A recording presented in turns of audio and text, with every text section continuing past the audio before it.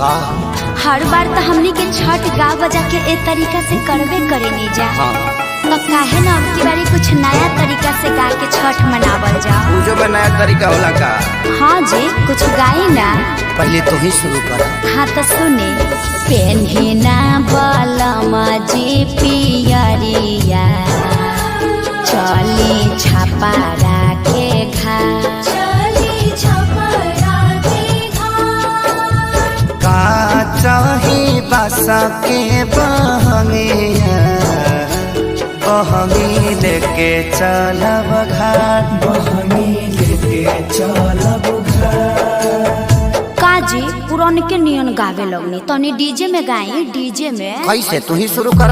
हाय से पेन्हिना बलमा जी पियरिया ए जी पेन्हिना बलमा जी पियरिया चली छापा राखे घाट चली छापा राखे घाट। का चाही बासा के बहंगिया बहंगी लेके चलब घाट बहंगी लेके चलब घाट।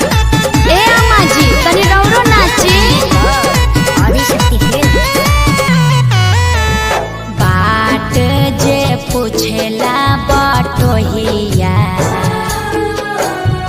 बाट जे पूछेला बटोहिया ई दल के करा के जा ई दल के करा के जा। तू तया धरा हवे रे बटोहिया तू तया धरा होइबे रे बटोहिया ई दल छाठी माई के जाय ई दल छाठी माई के जाय।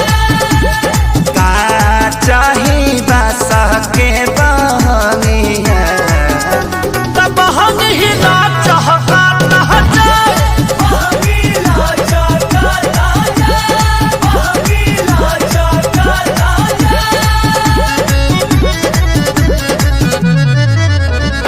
करी न सासु आमा जी तैयारिया अर्घ के बेरा बीतल जा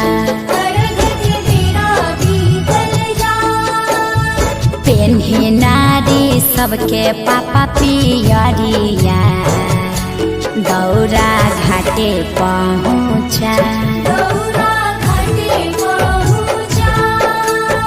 मम्मी हम तली थथी घाट के पलाका छोले। अरे तू का करे जइब पराका फोड़ के हमार सारी जरइब मरब एक था। छठी घाटे करबे डरामा ओही जा हो जाई बाबा ओही जा हो जाई यार पापा से बोल मम्मी मारने की धमकी दे रही है पापा। साफा आतंकवादी हो का काहे लइकवा के डरोले बड़वा। अरे ना जी बबुआ पर चटकन जन चलाई है दिहल हा छठी माई के लाल दिहल हा छठी माई के लाल। अच्छा ठीक बा ना मारब ई त हमरो पता बाजी।